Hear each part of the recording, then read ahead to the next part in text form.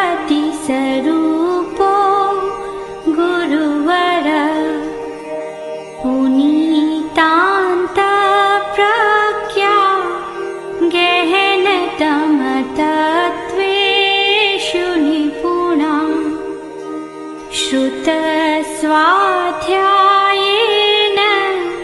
सुविदित रहस्यो विभुवर प्रशस्त्या शास्त्राणां सुषमतर सम्पादन श्रुति महाप्रज्ञ पूज्यो जिनपति स्वरूपो गुरुवर। प्रेक्षा ध्यान का प्रेरक सूत्र है अपना सत्य में शिष्या, स्वयं सत्य खोजे। सत्य से बढ़कर दुनिया में कोई उपलब्धि नहीं है। अनेक प्रकार की उपलब्धियां हैं, किंतु सत्य सबसे बड़ी उपलब्धि है। तो स्वयं सत्य खोजें, दूसरे के भरोसे न रहें, स्वयं सत्य खोजें। दूसरे का भरोसा कभी कभी बहुत खतरनाक होता है।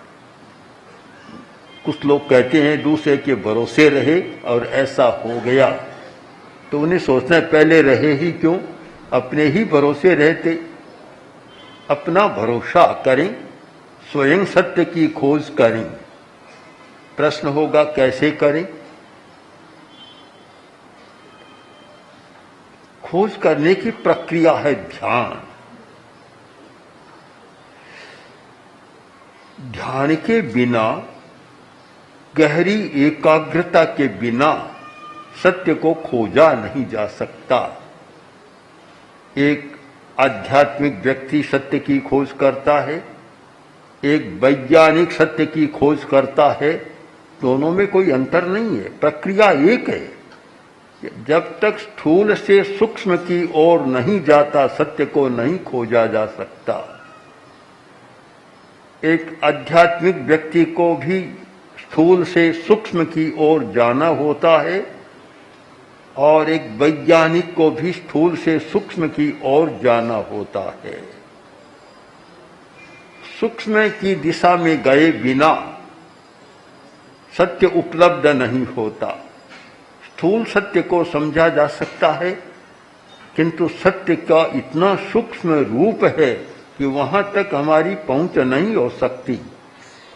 तो आध्यात्मिक लोग सत्य की खोज करते हैं, उसका साधन है अतीन्द्रिय चेतना। और एक वैज्ञानिक सत्य की खोज करता है, उसका साधन है सूक्ष्म यंत्र। वह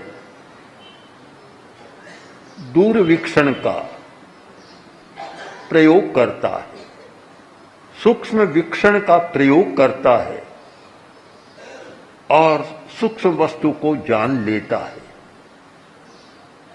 ध्यान करने वाला बिना दूरवीक्षण के, टेलीस्कोप के बिना भी वह दूर की बात को जान सकता है, लोकांतर की बात को जान सकता है। और ध्यान का प्रयोग करने वाला किसी सूक्ष्म वीक्षण की सहायता के बिना, माइक्रोस्कोप की सहायता के बिना सूक्ष्म बात को जान लेता है। विषय में समानता, प्रक्रिया में समानता। चाहे एक व्यक्ति एकांत गुफा में बैठकर या किसी कक्ष में बैठकर ध्यान करता है, इसका अर्थ है कि वह सत्य को खोज रहा है। एक वैज्ञानिक अपनी प्रयोगशाला में बैठकर और कुछ काम करता है, उसका अर्थ है कि वह सत्य को खोज रहा है। लक्ष्य दोनों का समान, सत्य की खोज, नियमों की खोज, जागतिक सार्वभौम यूनिवर्सल लॉ की खोज समान है, लक्ष्य समान और प्रक्रिया समान। एक वैज्ञानिक को भी बहुत गहरा एकाग्र होना होता है। एकाग्रता के बिना वह सत्य को खोज नहीं सकता। और एक ध्यान करने वाले व्यक्ति को भी गहराई एकाग्रता में जाना होता है। तो साधन भी समान है कि विषय का भेद हो सकता है। विषय में कोई व्यक्ति परमाणु की खोज करता है, कोई व्यक्ति चेतना की खोज करता है, पर यह भेद रेखा भी अच्छी नहीं है। आध्यात्मिक व्यक्तियों ने, अतीन्द्रिय ज्ञानियों ने परमाणु को भी खोजा है, और वैज्ञानिक भी अब पदार्थ से हटकर अपदार्थ और चेतना की खोज में आ रहे हैं।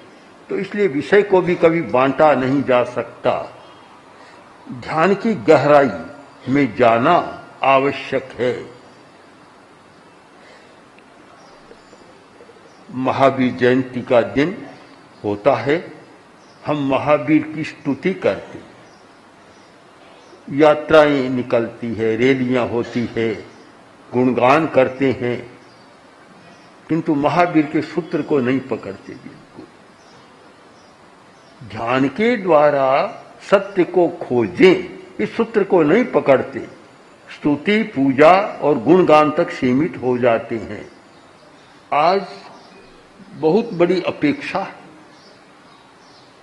विश्व की समस्या को सुलझाने के लिए भगवान महावीर के सिद्धांत, पथ दर्शन, उपाय बहुत महत्वपूर्ण है। एक व्यक्ति उपाय सुझाता है, पथ दर्शन देता है, वह सबसे बड़ा काम होता है। मुश्किल है पथ दर्शन होना, पथ का मिलना बड़ा कठिन है, रास्ता दिखाना बहुत कठिन बात है। चलने वाला चलेगा, पर पहले कोई रास्ता दिखाने वाला होना चाहिए, वह बड़ा कठिन होता है। जो पथ दर्शन मिला इतना मूल्यवान है, हम उसका मूल्य आंकने का प्रयत्न नहीं कर रहे हैं। बहुत लोग मिले, अनेक संप्रदायों के बड़े बड़े गुरु, धर्म गुरु, नेता मिले, अर्थ के विषय के बड़े बड़े लोग मिले, राजनीति के बहुत लोग मिले, पत्रकार, साहित्यकार मिले, पत्रकार भी मिले, दूरदर्शन के लोग भी मिले, और सेंसर बोर्ड के व्यक्ति भी मिले। तो मैंने प्रश्न आया कि सेंसर बोर्ड क्यों, सेंसर क्यों किया जाए? क्या यह मनुष्य की स्वतंत्रता का हनन नहीं है? पर फिर लगा कि जहां इतना सब कुछ होता है, अपराध होता है, अतिक्रमण होता है, तो वहां सेंसर की तो जरूरत अपने आप हो जाती है। वे स्वयं बुलाते हैं। नियंत्रण कोई करने वाला नहीं, नियंत्रण व्यक्ति अपने आप बुलाता है और नियंत्रण की चादर को अपने आप ओढ़ता है। तो फिर सरकार क्या करे, करना ही पड़ता है। नियंत्रण क्यों? अप्पा चेव दमे यब्बो, अप्पा हु खलु दुद्दमो, अप्पा दंतो सुही होई असिंग लोये परथये। महावीर का वचन कितना बढ़िया वचन है कि आत्मा का दमन करो। दमन शब्द आज थोड़ा अटपटा लग रहा है। आज की साइकोलॉजी में दमन शब्द को अच्छा नहीं माना गया। सप्रेशन, दमन कहते हैं अच्छा नहीं है। अच्छा सब्लिमेशन करे तो अच्छा माना जाता है, किंतु सप्रेशन को, दमन को अच्छा नहीं माना जाता। किंतु दमन का अर्थ भी शायद बदल गया। दमन का अर्थ कोरा दंड नहीं है, दमन का अर्थ है उपशमन। शब्द का अर्थ ठीक नहीं समझा गया। दमन दंड देना नहीं है, दंड शक्ति नहीं है। संस्कृत में एक ही अर्थ की दो धातुएं हैं, समु दमु उपसमे। समु दमु उपसमे, सम्यति दम्यति, दोनों का एक ही अर्थ है। जो अर्थ समन का है वही अर्थ दमन का है। दमन का अर्थ दंड देना नहीं है, यह कोई दबाव देना, सप्रेस करना नहीं है। यह उसका एक सामान्य अर्थ है, शांत करना। महावीर ने कहा आत्मा का दमन करो। क्यों? तब इस प्रश्न का फिर उत्तर दिया कि सबसे ज्यादा दुर्दम आत्मा ही है। अपनी वृत्तियों पर नियंत्रण करना सबसे ज्यादा मुश्किल है। जो व्यक्ति दूसरों पर बहुत दमन कर सकता है किंतु अपनी वृत्तियों पर वह दमन नहीं कर सकता, नियंत्रण नहीं कर सकता, ऐसे लोगों को मैंने देखा है, बहुत देखा। इन 2-4 दिनों में भी कुछ लोगों को देखा कि दूसरों को खूब डांटते हैं पर अपने आप को नहीं डांटते। दूसरों का नियंत्रण करते हैं, अपने आप नियंत्रण नहीं करते। बड़े बड़े अधिकारियों को भी मैंने देखा, आंखों से देख लिया, मेरे सामने कुछ घटनाएं हो गई, देख लिया, तो मुझे लगा कि नियंत्रण दूसरों पर करना यह इतना सरल काम है, दुनिया में शायद इससे बढ़िया कोई सरल काम नहीं है कि दूसरों पर कोई अनुशासन करना हो। हर कोई करने को तैयार है। शिष्य बनना कोई पसंद नहीं करता, गुरु बनना सब चाहते। छोटा बनना कोई नहीं चाहता, बड़ा बनना सब चाहते। ये भूख है बड़ा बनने की। वह एक प्रसिद्ध कहानी है कि कोई छोटा लड़का जा रहा था, रेगिस्तानी रास्ता, रास्ते में भूख प्यास लग गई, कुछ था नहीं, कुछ आगे बढ़ा, एक टीला आया, टीले पर देखा एक झोपड़ी है और वहां चला गया और बाबा बैठा था। बोला बाबा भूख लगी है, रोटी खिला दी, प्यास लगी है, पानी पिला दिया। बाबा को लगा लड़का तो अच्छा है, चेला बन जाए तो बाबा ने कहा चेला बनोगे? बोला वो क्या होता है? एक होता है गुरु और एक होता है चेला। तो दोनों का काम क्या है? गुरु का काम है हुक्म चलाना, चेले का काम है हुक्म मानना। तो बोला थोड़ा 5 मिनट सोच लेता हूँ। बाहर चला गया, बाहर जाकर आया, बोला सोच लिया? कहाँ सोच लिया? क्या सोचा? तो गुरु बनाओ तो मैं बन जाऊं, चेला तो नहीं बनूंगा। हर व्यक्ति गुरु बनना चाहता है, सीधा नियंत्रण दूसरों पर करना चाहता है, स्वयं पर करना कोई नहीं चाहता। और अनुभव की वाणी यह है, हमारे आचार्यों ने अनुभव की वाणी में लिखा कि हुंति शीसा न हुंति शीसा अशीष से। जो स्वयं शिष्य नहीं बना उसका कोई शिष्य नहीं होता, जो अच्छा शिष्य नहीं बना उसका कोई शिष्य नहीं होता। मैंने स्वयं जीवन में प्रयोग किया कि मुझे अच्छा शिष्य रहना है, अच्छा शिष्य रहना है। तो मुझे लगा जो अच्छा शिष्य होता है तो अपने आप गुरुता उसमें प्रकट हो जाती है। आचार्य तुलसी एक दिन विराज रहे थे, गंगा शहर की बात और स्वर्गवास से 10-20 दिन पहले की बात। मैं गया, मैंने वंदना की और बैठने लगा तो गुरुदेव ने कहा तुम कैसे आचार्य बने हो, अभी छोटे साधु की तरह व्यवहार कर रहे हो। बड़ा विचित्र प्रश्न था। तो मैंने कहा गुरुदेव दूसरों के लिए तो मैं आचार्य हूं, तो आपका तो शिष्य ही हूं, उसमें कोई फर्क नहीं पड़ेगा, पढ़ने वाला भी नहीं है। तो जो अच्छा शिष्य नहीं होता, इसका तात्पर्य है जो अच्छा आत्मानुशासन वाला नहीं होता उसे गुरु बनने का भी अधिकार नहीं है।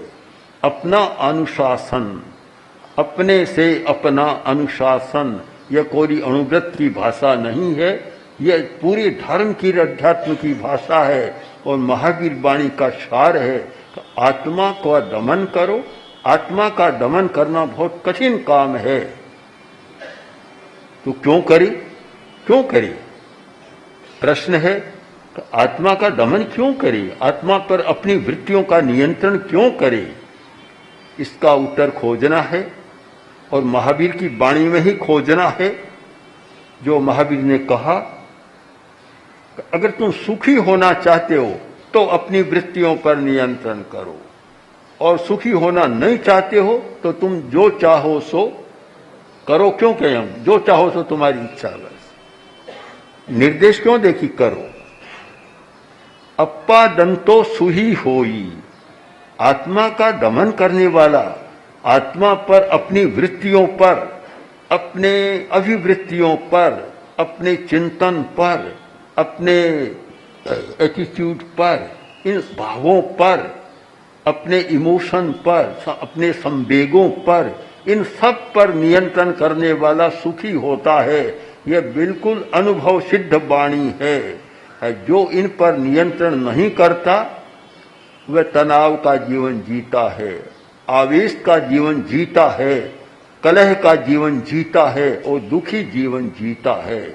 तुम्हारे सामने दो विकल्प है, सुखी होना, दुखी होना।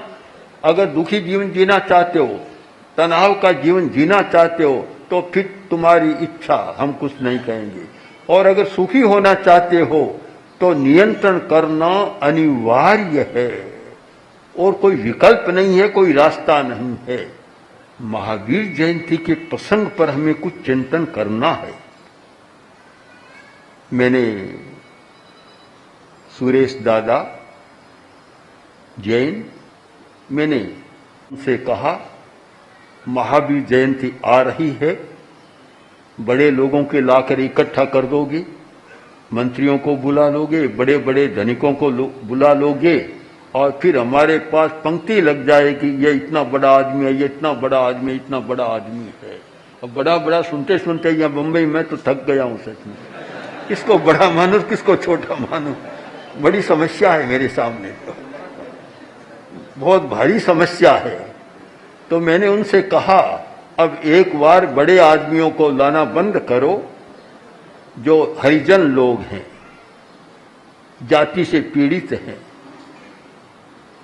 जो आदिवासी हैं, अशिक्षा, अज्ञान और अनेक समस्याओं से घिरे हुए हैं, अथवा जो भिन्न भिन्न संप्रदायों के लोग हैं, मुस्लिम समाज के लोग, ईसाई समाज के लोग, पारसी समाज के लोग, या और भी बहुत हैं, ऐसे व्यक्ति सब मिलकर महावीर जयंती मनाए और महावीर के व्यापक दर्शन को, दृष्टिकोण को समझने का प्रयत्न करें। महावीर जयंती मनाने का एक अर्थ होगा, और केवल जैनों को और बड़े लोगों को इकट्ठा कर लिया तो शायद पता नहीं महावीर आए या नहीं आए, पहले ही घबरा जाएंगे उन लोगों से, क्योंकि महावीर तो संयम की बात करते हैं और बड़े लोग, अमीर लोग तो संयम करना जानते ही नहीं है, नहीं जानते संयम करना, संयम के प्रति उनमें आकर्षण नहीं है।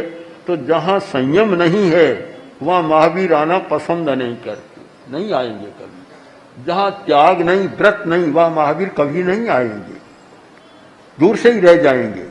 अगर वास्तव में महावीर को बुलाना है, महावीर का सानिध्य प्राप्त करना है, तो ऐसे लोगों से करो जो महावीर को समझ सके और अपनी समस्या को सुलझा सके, उसकी अपेक्षा है।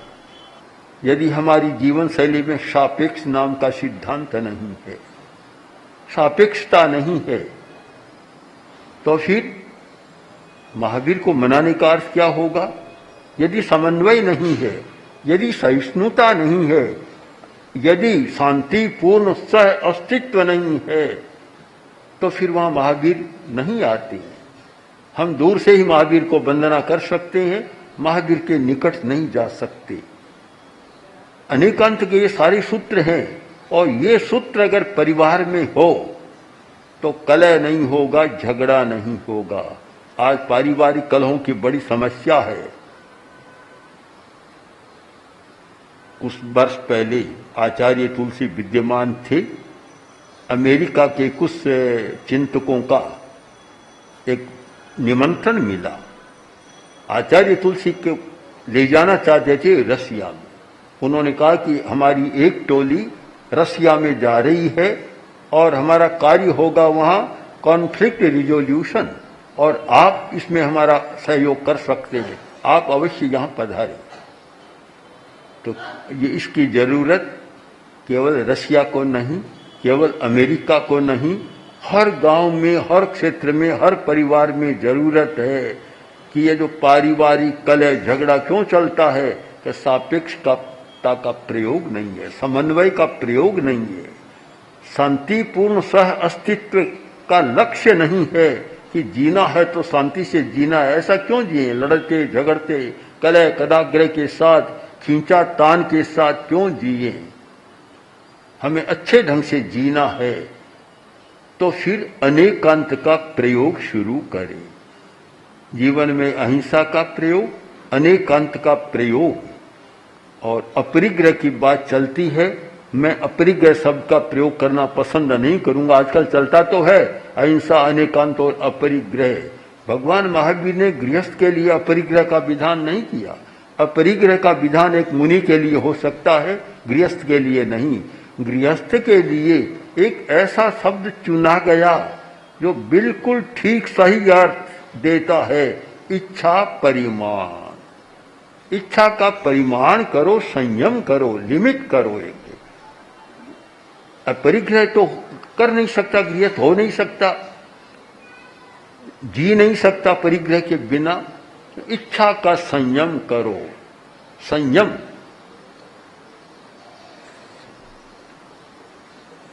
मैंने एक प्रश्न पूछ लिया और बड़े लोग कुछ बैठे थे, मैंने पूछ लिया कि बहुत बड़े बड़े लोग हैं, बिल गेट्स जैसा बड़ा आदमी यहाँ हिंदुस्तान में कौन है, मैं वह जानना चाहता हूं। आश्चर्य होगा कि वह दुनिया का बड़ा धनी है इसलिए मैंने पूछा, इसलिए नहीं पूछा। दुनिया का बड़ा धनी है इसलिए मैं उसे बड़ा कहना पसंद भी नहीं करता। उस व्यक्ति का नाम इसलिए लिया, उस व्यक्ति ने अपनी सारी संपत्ति समाज के लिए दे दी और अपने लिए बहुत थोड़ा, इतना थोड़ा कि जिसके आदमी कल्पना नहीं कर सकता, इतना कम रखा। दुनिया का सबसे बड़ा धनी कहलाने वाला व्यक्ति 70-80% सारी संपत्ति समाज को दे देता है और स्वयं के लिए 10-15% रखता है। तो मैंने पूछा हिंदुस्तान में इतना बड़ा आदमी कौन है, उत्तर नहीं मिला। और अभी कोई देगा तो मैं सुनना चाहूंगा कि इतना बड़ा आदमी हिंदुस्तान में कौन है। तो महावीर को अगर समझना है तो आप इच्छा परिमाण की बात को ध्यान में लें और इच्छा का परिमाण करना सीखें, अपने उपभोग का संयम करना सीखें, अपने लिए उपभोग। मैं तो घरों में रहना कभी कभी पड़ता है और कभी कभी बड़े कहलाने वाले लोगों के घरों में भी रहना पड़ता है।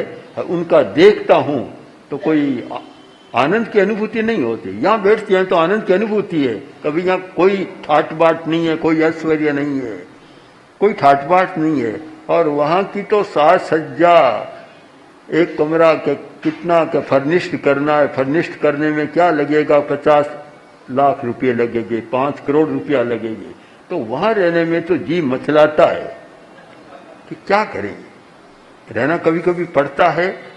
और हम वहाँ जाते हैं तो पहले ही सावधान कर देते हैं कि देखो कोई यहाँ तुम्हारी कोई परिग्रह की चीज बाहर मत रखना, कोई इधर उधर हो जाएगा, फिर कहोगे कि साधु आयर हमारा ऐसा हो गया। हमें भी बड़ा डर लगता है। हम जब गए पोरा समाज के गुरु सईदेन के पास गए, उन्होंने भेंट किया एक पेन, सोना मडित, सोने का पेन। तो मैंने कहा ये हम नहीं लेंगे, हम करेंगे क्या, कि कहीं रखेंगे तो ध्यान ये रहेगा कोई उठा कर न ले जाए, हमारे सिर का दर्द और बन जाएगा। ऐसा पेन रहता है तो कोई डर नहीं होता कोई उठा कर ले जाएगा, मन में कभी नहीं आता। और उसको लेकर क्या करेंगे फिर।